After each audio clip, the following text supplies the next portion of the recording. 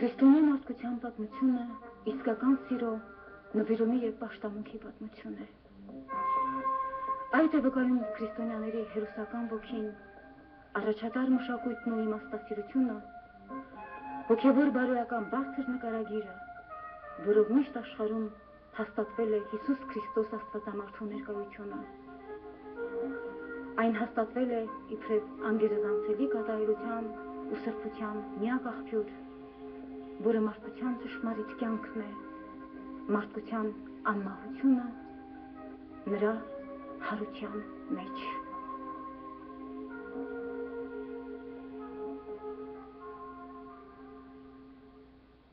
Այն պահից, երբ Հիսուսը սկսեց իր գործունեությունը Գալիլեայում, երբ նա իր վեհաշուկ տեսքով քայլում էր քաղաքի սալահատակների վրա, խաղողի այգիների արտերի միջով անցնելով փնտրում էր աղոթքին հարմար տեղ, շրջապատողների ուշադրությունից երբեք ոչինչ չէր գրկում։ Առաքյալները նայում էին այդ մարդուն և միայն զարմանում։ Այդ ժամանակներում գրում է առաջին դարի պատմիչ Հովսեփոս Ֆլավիուսը։ Երևան էր եկել Բոմն Հիսուս, մի մարդ, որ մեծ իմաստությամբ էր օժտված, եթե միայն կարելի է նրան մարդ անվանել։ Քանզի նրա գործերը հզոր էին և նա մարդկանց ուսուցիչ էր, այն մարդկանց, ովքեր ուրախանում էին ճշմարտություն լսելիս։ Ականատեսները մեծ զարմանքով էին վկայում մահվանից հարուցյալ Հիսուսի մասին, որ Բեթանիայում բոլորի աչքի առաջ սկսեց բարձրանալ դեպի երկինք։ Շատ խորն է, երբեմն անքննելի, մարդու և Աստծո այդ կերպարը, որը մեզ ներկայացնում է ավետարանը։ Հիսուսի նկարագիրը և վարդապետությունը դարեդար հաստատվում է կյանքով, քրիստոնյաների սիրո անձնազոհությամբ, որով բյուր մարտիրոսներ, հույսեր, ճգնավորներ կամավորապես զոհում են իրենց կյանքը, նմանվելու համար նրան, ով այս աշխարհի ճշմարտությունն է, այն սիրտը, որը միայն սիրել գիտի։ Հիսուս Քրիստոսի անձնավորության հզոր աստվածային էությունը փոխեց ողջ մարդկության կյանքի և ճակատագրի ընթացքը։ Սերունդները դարեդար փոխանցել են Հիսուսի պատկերը, փայփայել այն իրենց հիշողության մեջ, վերականգնել սրբապատկերների, մանրանկարների, որմնանկարների մեջ։ Այդպիսի մի պատկերի հետ է կապված մեր դարի առեղծվածներից մեկը Տորինոյի վարշամակի հրաշքը։ Սակայն սկսենք այս պատմությունը փոքր-ինչ հեռվից։ Հովհաննեսի ավետարանի մեջ Հիսուսի հարությանը նախորդող դրվագը մեզ պատմում է, թե ինչպես գերեզմանից իրենց ուսուցչի անհետացման լուրը լսելուն հետ դեպի այնտեղ վազեցին քաջասիրտ ու արի Պետրոսը և Հիսուսի սիրված աշակերտը Հովհաննեսը։ Երկուսով միասին վազում էին,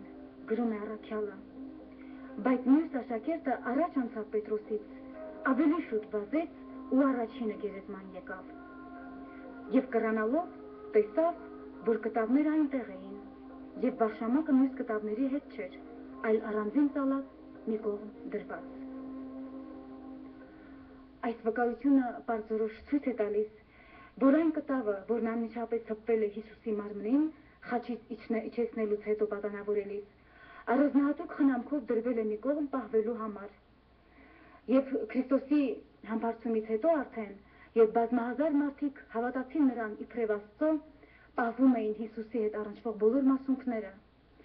և այս վարշամակը պատանքը ևս պահվեց սրբությամբ։ Հովհաննես Դամասկացին 7-րդ դարում վկայում է, որ Կոստանդինապոլիսի մայր տաճարում էին գտնվում Հիսուսի խաչը, փշեպսակը և այս վարշամակը։ Հաջորդող դարաշրջաններում ձեռքից ձեռք փոխանցվելով 1578 թվականին Իտալիայի արքունի հերցոգը տեղափոխում է վարշամակը Տորինո քաղաք, ուր և այն պահվում է մինչև այժմ։ Այս վարշամակի պատմությունը սակայն ցնցեց աշխարհը 1898 թվականից սկսած, երբ առաջին անգամ այն լուսանկարվեց։ Իրականում վարշամակը ունի մոտ 2 մետր լայնք և նույնքան երկարություն,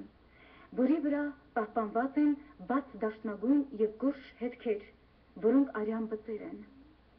Պարզվեց, որ կտավի վրա պահպանված այդ մութ եւ բաց ստվերները այնպիսի դասավորություն ունեն,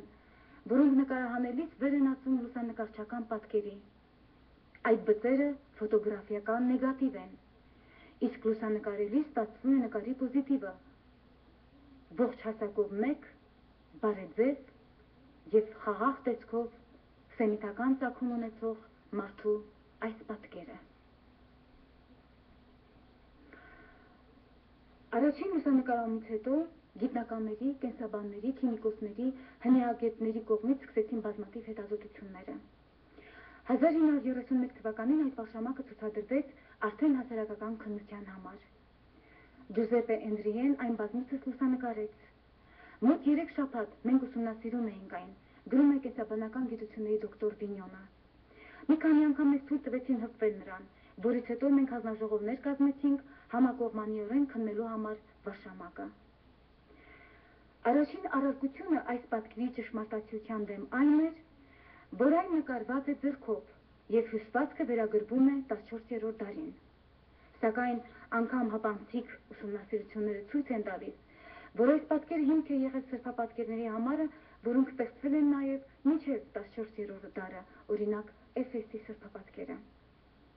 Եվ հետո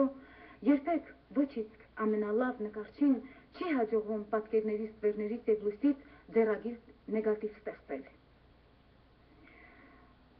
Սորբոնի համալսարանի բազմաթիվ հետազոտությունները պարզեցին, որ այդ պատկերը արդյունք չէ կտավի եւ մարմնի զուտ հպումից առաջացած երանգների, քանի որ այդ դեպքում գույները ինչ-ինչ աղավաղումներ կունենային, այլ դա հետևանք է կտավի վրա ազդած ջերմային գոլորշիացման։ Այն մասում, որտեղ կտավը ավելի ամուր է հպվել մարմնին, պատկերը ավելի հստակ է։ Վերականգնվեց նաև ջերմային գոլորշու բաղադրությունը։ Ամոնիակը, որն առկա է մարմնի քրտինքի մեջ, ազդել է կտավի ալուեի վրա եւ խառնվել արյան հետ։ 1989 թվականի համաշխարհային գիտաժողովը, որը տեղի ունեցավ Փարիզում, հակասական կարծիքների հանգեց։ Դժվար էր ճշգրտել կտավի ստեղծման դարաշրջանը։ Ժամանակակից սարքավորումները կտավի բուժը վերագրում էին միայն 13 եւ 14-րդ դարերին, սակայն հաստատվեց եւս մեկ այլ բան։ Վարշամակի պատկերը կարող էր լինել միայն նեյտրոնային ճառագայթման ազդեցության հետևանք։ Կարծես ճառագայթող մարմինը անցել դուրս էլ եկել կտավի միջով։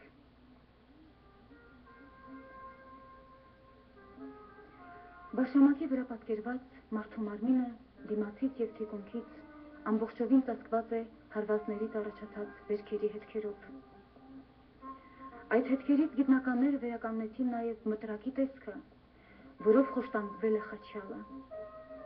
Այն ունեցել է 3 ծայր, որոցից յուրաքանչյուրին ամրացված է եղել մետաղական գնդակը։ Խաչյալի գլխի վրա նույնպես վերքի հետքեր կան։ Արյան բծերը տարածվում են մինչև ճակատ։ Աչակողմյան կողոսկրի տակ երևում է բացված վերքի հետքը։ Մարդը խաչվել է բոլորովին մերկ, 3 մեխերով, 2-ը դաստակներին, 1-ը 2 ոտքերը միաժամանակ։ Դեմքը արտահայտում է խորը տառապանք եւ միևնույն ժամանակ ներքին մեծ խաղաղություն։ Կարծես այն մտածող մարդու դեմք լինի, որը սպասման մեջ է։ Մարմնի դեմքի գծանկարի կատարյալ համաչափությունը շնչում է ներքին անկոտրում ուժով։ Մինչդեռ փաստ է, որ խաչին դատապարտվածները մեղրում են շնչարկելությունից, որը հետևանք է լինում ներվաթելերի անընդհատ կծկումների։ Այդ պատճառով հանգուցյալների մարմինները, դեմքերը սովորաբար ամբողջովին ծամածրված են լինում։ Սակայն Տորինո քաղաքում պահպանվող մահացյալի պատանքի այս անձեռակերտ պատկերը փաստերի եւ բնականոնի սահմանից դուրս է մնում բոլոր իմաստներով։ Եկեղեցին միշտ ազատ է թողնում իր հավատացյալներին ինքնուրույն կողմնորոշվելու այս պատկերի ճշմարտացիության հարցում։ Եվ սակայն այնուամենայնիվ այս պատկերը լռությամբ է խոսում յուրաքանչյուր քրիստոնյայի սրտի հետ, ինքն է թելադրում իրեն։ Ուժի եւ կատարելության, գեղեցկության եւ ներդաշնակության այս դեմքը ժամանակների հեռավորության խորքից մեզ է կարծես վերադարձնում նրան, ում մասին ասված է ավետարանում։ Ահա գառը Աստծո, որ դնջում է աշխարհի մեղքը։ Տեսա հոգին, որ իջնում է երկնքից, որպես աղավնի, եւ պսակում նրան։ Եվ ես տեսա ու վկայեցի, թե սա է Աստծո որդին։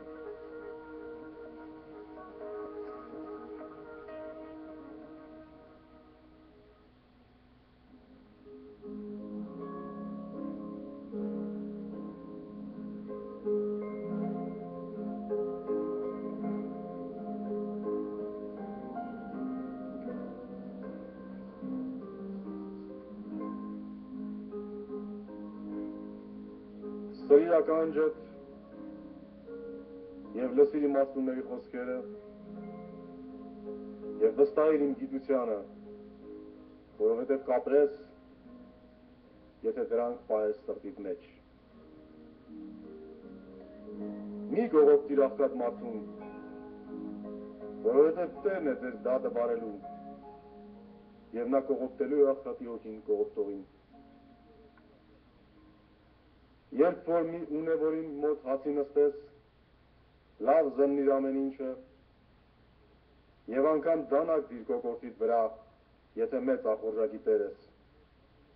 և մի ցանկանա նրա կերակուրները, որովհետև դրանք խաբեության հաց են։ Մի աշխատիր հարստանալ, թող այդ մտադրություններդ։ Մի կեր չարաչք մարդու հացից, որովհետև նա ինչպես որ սրտում է հաշիվներ անում, այնպես էլ քեզ հետ է։ Թող սիրտդ չնախանձի մեղավորներին, այլ Տիրոջ երկյուղն ունեցիր։ Գինեմոլների մեջ մի լինիր և ոչ էլ որ գրամոլությամբ մի սուտողների հետ։ Արդարը 7 անգամ էլ վայր ընկնի, կկանգնի, բայց անզգամը իր չարիքի մեջ կկործանվի։ Ով որ անզգամին ասի արդարեց,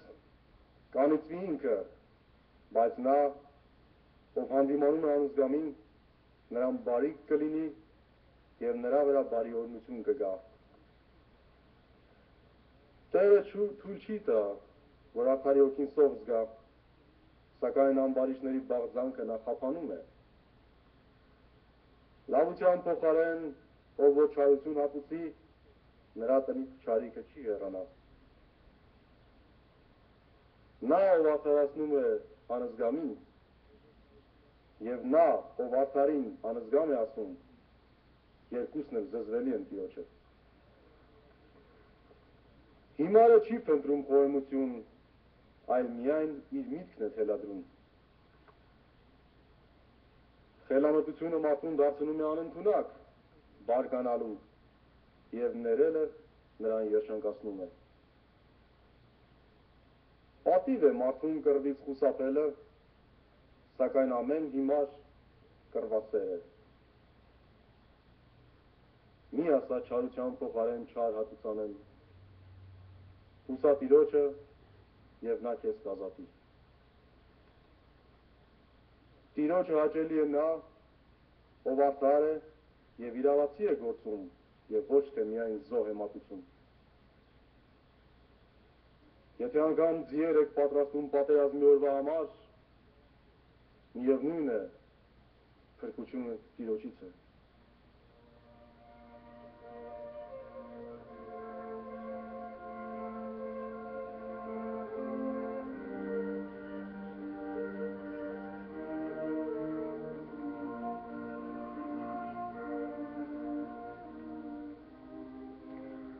Մայր Հիսուսի, չեմ եկել ահա աղոթելու քո առաջ, քանզի ոչ խնդրանք ունեմ քեզնից, ոչ նվեր քեզ տալու։ Եկել եմ միայն մայր, քեզ դիտելու քեզ, հրճվանքից լալու և հասկանալու, որ ես որդին եմ քո։ Չեմ ուզում խոսել, այլ ուզում եմ երգել միայն, որովհետև սիրտս ցնցում է երջանկությունից, որովհետև գեղեցիկ ես դու, որովհետև անբիծ ես, հին լի շնորհոք, արարած իր սկզբնական փայլով ու վերջնական իր փառքով, ճշմարտապես կերտված Աստծո ձեռքերով։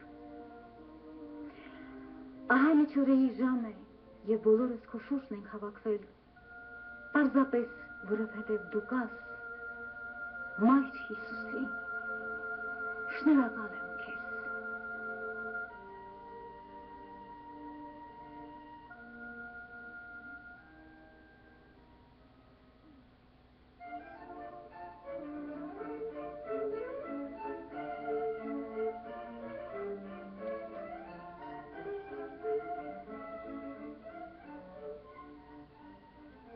Աստված իմ, ես ինձ քեզ եմ հանձնում, հոգիս քո ձեռքերի մեջ առնելով, վարվիր նրա հետ այնպես, ինչպես դրուտը կավի հետ։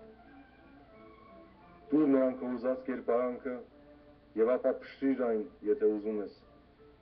այնպես, ինչպես եղբորս կյանքը փշրվեց։ Հրամայիր եւ պահանջիր, ինչ որ ուզում ես, թե մեծարված լինեմ, թե նախատված, հալածված լինեմ, թե զրպատված կամ թե չհասկացված, ողողված լինեմ մխիթարանքով թե տառապանքով, ես Աստվածամոր հետ միայն ասում եմ. եղիցի ինձ ըստ բանիքում։ Տուր ինձ ճշմարիտ սեր, Տեր, սերը խաչիդ, որը ցավոք դժգոհությամբ եմ կրում եւ որին հանդիպում եմ ամեն օր։ Հանդիպում եմ եւ հակառակում եմ, ձախողում անտարբերությամբ ու արամանքով կողոպտում, հանդիպում եմ եւ տկար եմ ու ցավերի մեջ, սակայն միայն այդ դժգոհությունները խոնարհությամբ տանելով է, որ կապացուցեմ քեզ իմ սերը եւ դա բավական է։